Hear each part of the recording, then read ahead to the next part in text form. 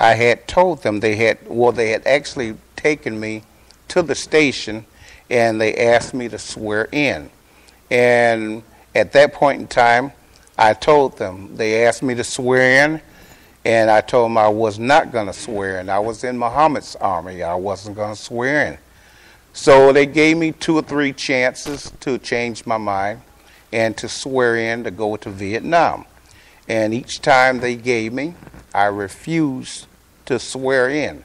So they locked me up. They sent me to Lewisburg, Pennsylvania, to prison there.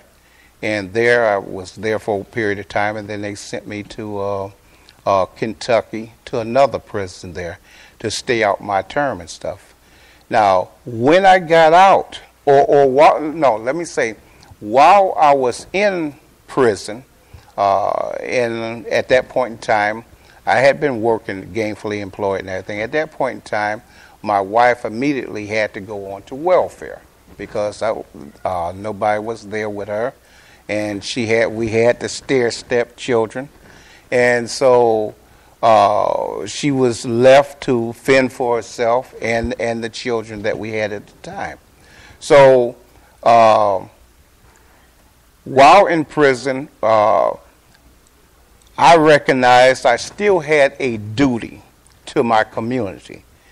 And I had no bundle of Muhammad Speak newspaper per se. But what I began doing is organizing the brothers in prison, the few Muslims that were in prison, that we began going around the prison and taking out subscriptions to the Muhammad Speak newspaper. We couldn't physically sell them any longer, but we were taking out subscriptions, so we'd tell the brother, look, how much money you got in commissary? Say, I got $20. Well, you got enough to get a 6-month subscription to the Muhammad Speak newspaper. And we began to get very successful at that. So here we were in prison getting people to get subscriptions to the Muhammad Speak newspaper. So in fact, I was still jamming that Muhammad Speak newspaper in prison. And so Minister Farrakhan and Captain Shaw found out about that. He said, boy, this brother ain't no stopping Brother Vince. I was determined to sell that Muhammad Speak newspaper.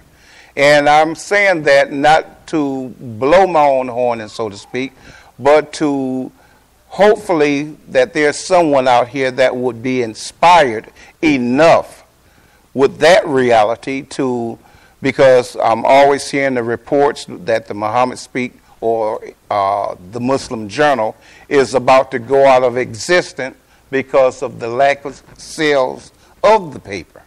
And so hopefully some of our young brothers today will pick up that paper and stuff because they're free to go out there and sell on the street corner or anywhere else with the paper and do that. But we were doing that in the prison. So Islam is nothing but about doing some work. And when you come in this community, be prepared to do some work, because that's what it's all about, doing some work.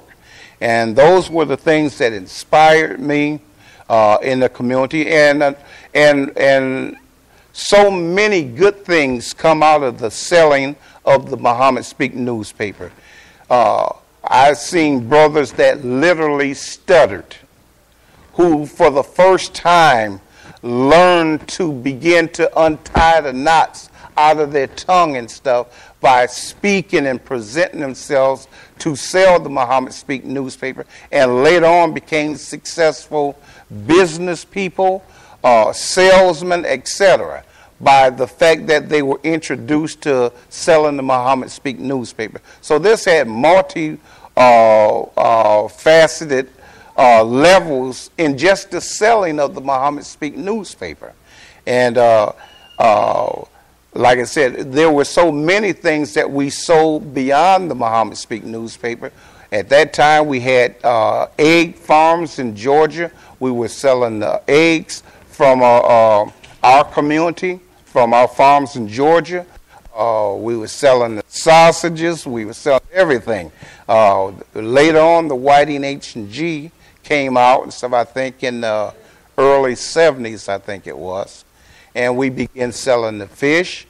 It was just so many things that took place from the selling of these programs and stuff. And so when you got engaged to do that and stuff, it really turned you on to something bigger and beyond just the paper itself. So those are just some of the experience I had while in New York. Then later, I moved back to my home state, which is Michigan. And a lot of the brothers you see right now today are my old homeboys and homegirls, like in the paper. Noah Cephala, he runs an article in the paper. Those are high school buddies of mine. Norman Muhammad, the Dawa coordinator. All of us, we from Grand Rapids, Michigan. You remember the former Rafat Muhammad, used to be the assistant to Imam W.D. Muhammad. Just a host of brothers and sisters and stuff come out of the Michigan area and stuff, which we literally used to hang out and do a number of things together and everything. All my so-called homies and stuff from Michigan. While in Michigan, I moved back to Michigan for about 4 years. And along that time was the passing of the Honorable Elijah Muhammad. I remember when the Honorable Elijah Muhammad passed and Imam Muhammad came into the leadership in February of 75. And we would frequent, being in Michigan, we would just go right around the lake to Chicago. And we would, just about every Sunday, we would go to Chicago and we would listen to Imam W.D. Muhammad.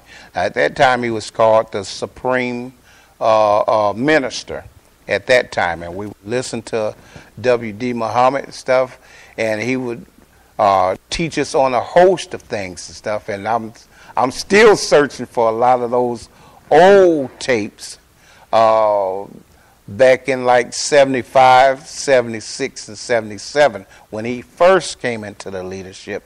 He was talking about the circumcision of the mind and everything. And he was just going into a whole bunch of different things and stuff in his earlier teachings and stuff. But we gained those experiences and stuff back then, and all the relationships and stuff of the coming together. And then shortly thereafter,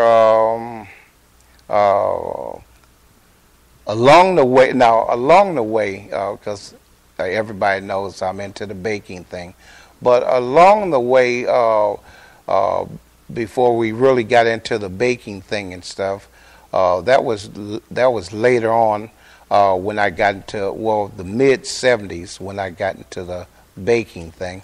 I was always around food for many years, always around food. We always had bazaars and different events and stuff where we were cooking, making cakes and pies and stuff. Then I began talking with some of the sisters of the MGT class.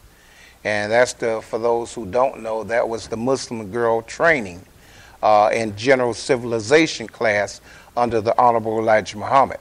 And some of those sisters, they knew about me. They knew I sold a lot of different things and stuff, and they were into baking and stuff. I began getting with them and learning some of these old recipes and stuff and how to make the bean pie. And it was the sisters who taught me how to make the pies and bean cake and carrot cake and all of these different things, because they had this in their classes and stuff.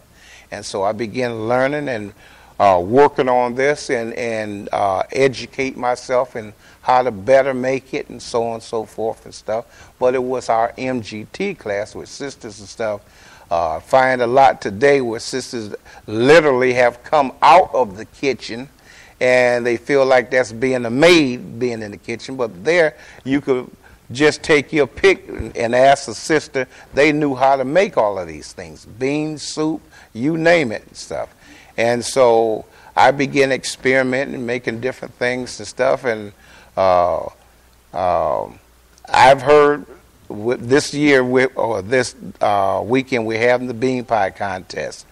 And as I've been around the country, I've heard many people talking about the original bean pie. And so I've asked different brothers, older brothers, such as Brother Darnell and older than him, who can substantiate what is the original bean pie. I mean, I wasn't here when Master Farad Muhammad came, and I don't know who started it and who can authenticate who has the original bean pie. And I've been in search of that question. Who can authenticate that this is indeed the original bean pie?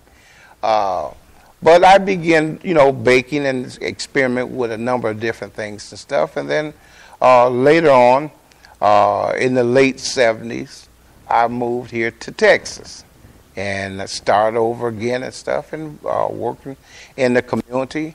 And about 30 years ago, 28, 30 years ago, we moved from Houston, Texas. We moved up to New Waverly, Texas.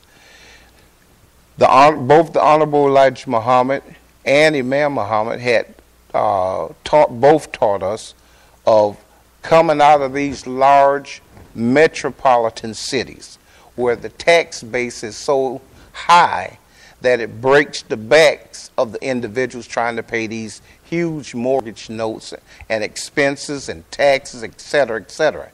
So I took the family just on faith. I didn't know how to build a house. I went to the library and studied up on carpentry and stuff. I am an electrician by trade, but not a carpenter. And so I went to the library, studied up on it, and felt confident enough that I could build a house. So I went up to the country with my family, wife and 6 children in tow, and everybody was telling me I was crazy, and I never built so much as a dog house before, and what's going to happen if that house fall in on them 6 children of yours and stuff, and cave in on them, and what you going to do then? But it was my faith in the message of the Honorable Elijah Muhammad and Imam W.D. Muhammad to do this, so I did it. And we went up there, and I hauled lumber up there and put it on the ground and looked at books and stuff I had studied on carpentry and how to build the foundation and how to run the boards and how to tie them in, and had big boxes of nails and everything, and I went at it and built a home. And I built a 4-bedroom house, and it was customized, so I had 4 bedrooms, I had 4 bathrooms, large kitchen. I just did it up. And I probably put more lumber into it than what was necessary because I still had a lingering thought in the back of my head. I don't want this thing to cave in on us and have everybody, all the critics say, I told you so. So I made sure that house lasted. It lasted through all the different hurricanes that came through and everything. And there I was and stuff up in the country stuff. And we literally stayed there for 28 years. And we just recently turned around and began selling off some of the property in the country. And we just 2 years ago returned back to the Houston area and bought a home out in Katy. And we're still striving. My children, we put our children through college.